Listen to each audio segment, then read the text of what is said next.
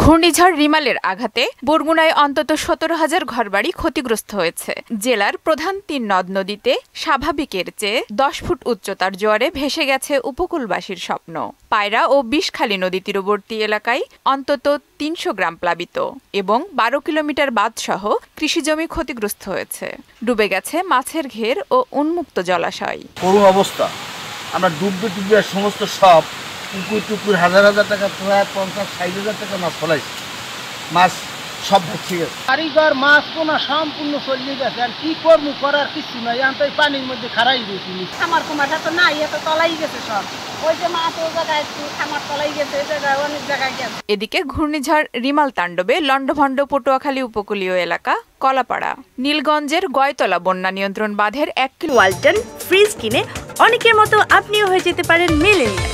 সেরা পণ্যের সেরা অফার। কিলোমিটার এলাকা ভাঙন দেখা দিয়েছে।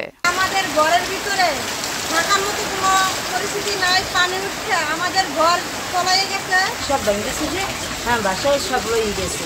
মানে আমার কোনো নেই, আমি যদি বাথরুম দেখাবো এই বাথরুম খাওয়ালে আমার কোনো প্রফিট নেই। এদিকে রিমালের ছোবলে পটুয়াখালীতে দুর্গত মানুষের সংখ্যা প্রায় ৩.৫ লাখ এবং ক্ষয়ক্ষতির পরিমাণ এখনও পুরোপুরি জানা যায়নি বলে জানিয়েছেন জেলা প্রশাসন।